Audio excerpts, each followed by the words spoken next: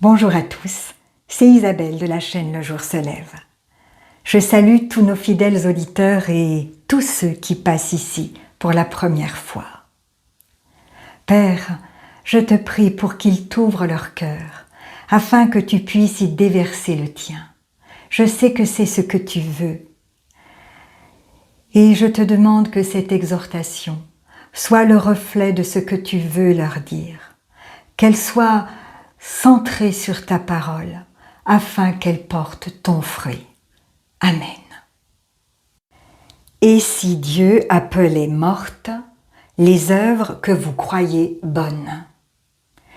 J'ai conscience que ce titre est un peu provocateur, mais parfois la provocation est nécessaire. Car il peut nous arriver de penser faire le bien, prier, servir, aider, s'impliquer, même dans une église, mais la Bible nous avertit. Certaines œuvres, même bonnes en apparence, sont mortes. Et ces œuvres que nous pouvons croire justes, Dieu les rejette. Il demande même aux croyants de s'en repentir. C'est ce que la Bible appelle la repentance des œuvres mortes. Mais avant tout, il est important de se poser une question essentielle. Suis-je vraiment passé par la première repentance, celle qui sauve? Car on peut être religieux, on peut être engagé, on peut être actif, sans jamais avoir été régénéré, sans être sauvé. Jésus est clair, ceux qui me disent « Seigneur, Seigneur » n'entreront pas tous dans le royaume des cieux. La repentance pour le salut, c'est ce moment où, face à Dieu, je reconnais mon péché. Repentez-vous donc et convertissez-vous pour que vos péchés soient effacés, nous dit Actes 3. C'est quand je cesse de me justifier, quand je me rends, et que j'accepte que seul Jésus-Christ peut me sauver. Ai-je donné ma vie à Jésus? Ai-je accepté son salut, sa croix, son pardon? Car tout commence là. La repentance véritable, celle qui sauve, c'est un oui profond à Dieu, un non sincère au péché. C'est pas une émotion passagère, c'est une transformation intérieure, un changement total de direction, un abandon de mes voies pour entrer dans celle de Dieu. C'est reconnaître, oui Seigneur, j'ai péché, mais je crois que Jésus a tout porté à la croix pour moi. Alors, nous devenons à ce moment-là une nouvelle créature, sauvée, lavée, adoptée. Nous devenons enfants de Dieu. À tous ceux qui l'ont reçu, nous dit la parole, à ceux qui croient en son nom, elle a donné le pouvoir de devenir enfants de Dieu. Et Jésus nous dit qu'il y a plus de joie dans le ciel pour un seul pécheur qui se repent que pour 99 justes qui n'ont pas besoin de repentance. Il y a la fête au ciel quand une personne se convertit. Mais beaucoup de chrétiens s'arrêtent trop tôt. Ils pensent que tout est terminé après la conversion. Mais non, ce n'est que le début du chemin de sanctification. Et c'est là qu'intervient le renoncement aux œuvres mortes. C'est le premier fondement de la foi chrétienne, comme le dit Hébreux 6:1. Il ne s'agit pas d'être sauvés à nouveau, nous l'avons été par grâce, mais de purifier notre marche. Alors c'est quoi ces œuvres mortes? Ce ne sont pas seulement les péchés évidents, non. Elles sont souvent subtiles, ces œuvres mortes. Ce sont toutes les actions que nous faisons sans l'Esprit de Dieu, par nos propres forces, pour paraître, pour être aimé, pour plaire, pour faire notre part. Ce sont des œuvres religieuses, des raisonnements, des actions motivées par la peur, l'orgueil ou la tradition. Mais c'est sans vie, sans foi, sans fruit spirituel, parce que sans Dieu. Même nos prières, nos louanges, Notre service peuvent être charnels. Oui, on peut prier, servir, adorer. Et tout cela peut être mort si ce n'est pas l'Esprit de Dieu qui le produit. Même un service dans l'Église peut être une œuvre morte s'il ne vient pas de l'Esprit. Voilà pourquoi Dieu nous appelle à une repentance active et continue qui purifie notre marche. Et cette repentance, c'est un changement radical de regard. Dieu nous montre ce qui n'a pas de vie spirituelle, même si cela sonne bien extérieurement. Vous voyez donc que même des œuvres apparemment bonnes, moralement bonnes, peuvent être mortes si elles ne procèdent pas de la foi et de l'obéissance à Dieu. La conversion authentique d'ailleurs implique cette repentance.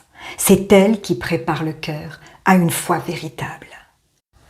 Donc, comme premier petit résumé, la conversion est le processus global qui mène à la nouvelle naissance, c'est la repentance qui mène au salut, et c'est la première étape.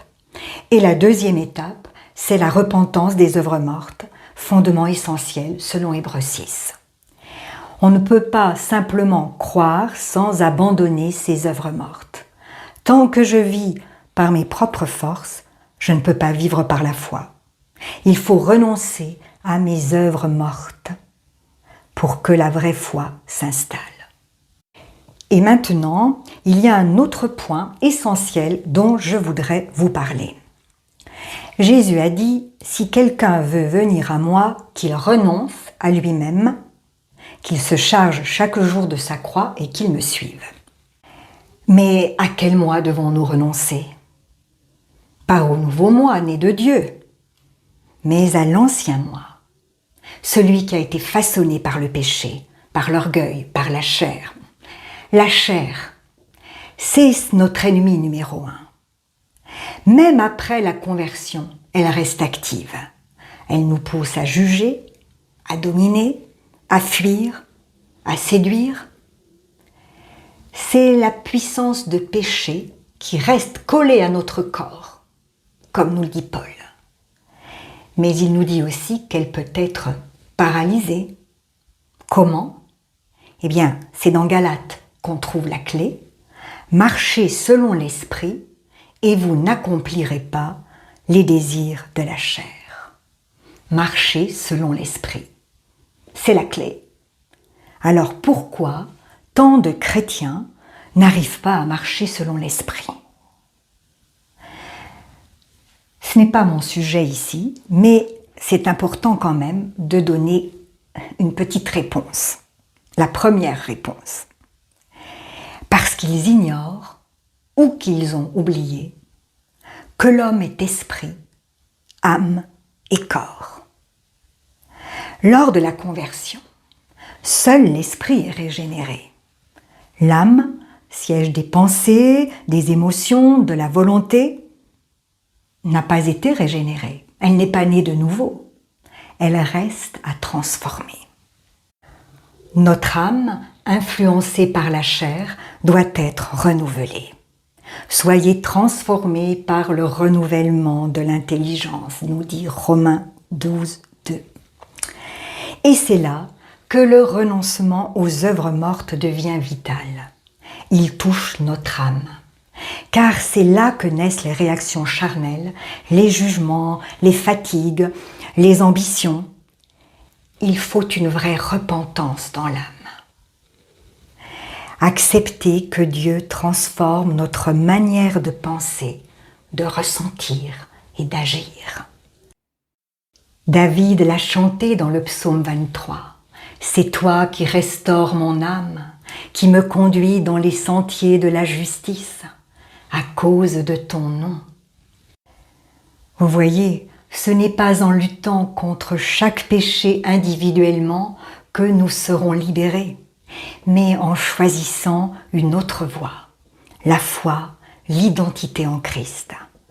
Quand je crois que je suis une nouvelle création, je commence à vivre selon l'esprit. Le fruit de l'esprit commence à couler naturellement, l'amour, la joie, la paix, la patience, la foi, la douceur, la bienveillance, la bonté, la tempérance. Et alors, les œuvres mortes disparaissent peu à peu. Elles s'éteignent. La chair se tait et la vie de Christ jaillit en nous. C'est cela la sanctification. Et ce n'est pas nous qui nous sanctifions. Que le Dieu de paix vous sanctifie lui-même tout entier, nous dit Paul dans Thessaloniciens. Celui qui vous a appelé est fidèle et c'est lui qui le fera. Notre part, c'est de croire, de nous abandonner, de coopérer. Mais c'est Dieu qui produit en nous ce qui lui est agréable. Et pour nous conduire vers cette maturité spirituelle, Dieu a tout prévu. Il a donné les uns comme apôtres, les autres comme prophètes, les autres comme évangélistes, les autres comme pasteurs et docteurs. Dans quel but? Pour le perfectionnement des saints, en vue de l'œuvre du ministère et de l'édification du corps de Christ. Jusqu'à quand? Jusqu'à ce que nous soyons tous parvenus à l'unité de la foi et de la connaissance du Fils de Dieu, à l'état d'homme fait, c'est-à-dire parfait, à la mesure de la stature parfaite de Christ. Donc, les ministères ne sont pas là pour nous dominer, mais pour nous équiper, pour nous aider à devenir semblables à Jésus. Ce n'est pas un système religieux, mais une grâce du ciel pour nous faire grandir. Mais attention, ces ministères sont utiles seulement s'ils nous conduisent à Christ. Ne suivez donc pas aveuglément un enseignant, même excellent, même reconnu. Ce ne sont pas les hommes qui vous sanctifient, ce n'est pas une doctrine qui vous transformera, c'est Jésus par son esprit. Dieu nous donne des serviteurs pour nous édifier et nous devons lui rendre grâce et nous devons aussi prier pour ces enseignants, ces pasteurs, afin qu'ils vivent et qu'ils marchent par l'esprit et qu'ils pourront pouvoir nous édifier vraiment. Mais notre seul fondement, c'est Christ. Notre seul modèle, c'est Jésus. Notre seule autorité finale, c'est la parole. Paul a planté, Apollos a arrosé, mais Dieu a donné la croissance, dit Corinthiens. Alors que faire maintenant? Alors si je dois résumer en quelques lignes ce que j'ai essayé de vous transmettre par la grâce de Dieu, eh bien, je dirais m'assurer d'avoir connu la repentance qui sauve, entrer dans la repentance des œuvres mortes, laisser Dieu renouveler mon âme, marcher par l'esprit, croire ce que Dieu dit sans compromis, coopérer avec son œuvre de sanctification, recevoir avec reconnaissance les ministères qu'il a donnés et surtout ne suivre que Christ. Père, merci pour ta parole, merci Seigneur. Nous nous détournons de nos œuvres mortes, aide-nous, Seigneur, dans ce sens. Viens sanctifier notre âme. Apprends-nous à marcher selon ton esprit. Nous choisissons de te croire, de te suivre. Conduis-nous vers la stature parfaite de Christ et fais en nous ce que toi seul peux faire. À toi soit toute la gloire, Seigneur. Amen. Tous les versets sur lesquels je me suis appuyée et tous ceux dont je me suis inspirée, vous les trouverez dans la description. Je vous invite à les méditer, à les semer dans votre cœur pour qu'ils prennent vie. À très bientôt.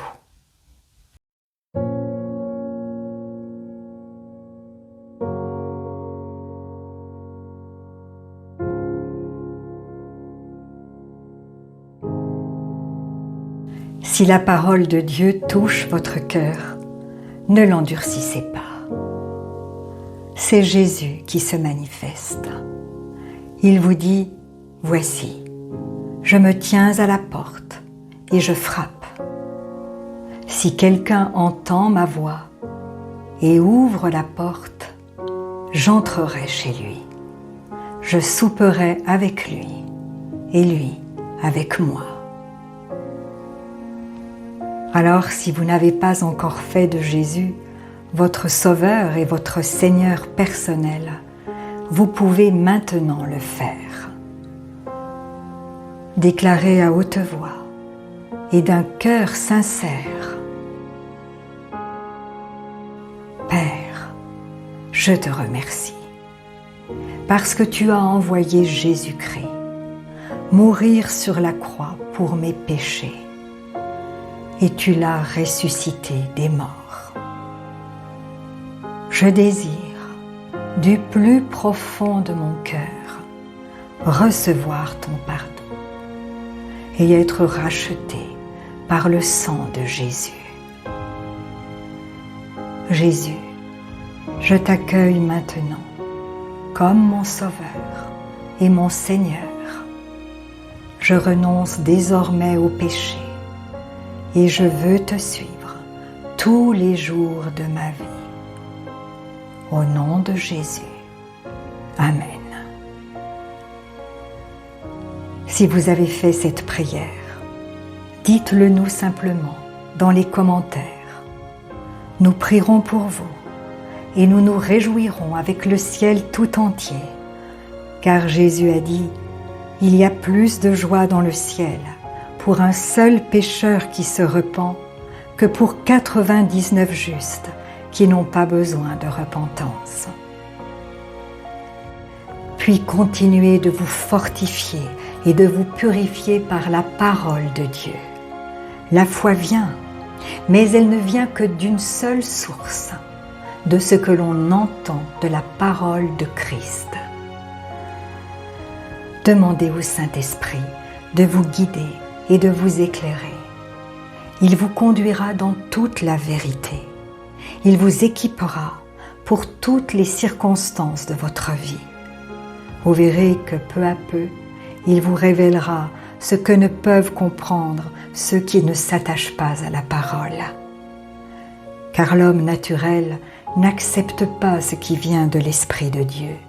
C'est une folie pour lui et il est incapable de le comprendre parce que c'est spirituellement qu'on en juge.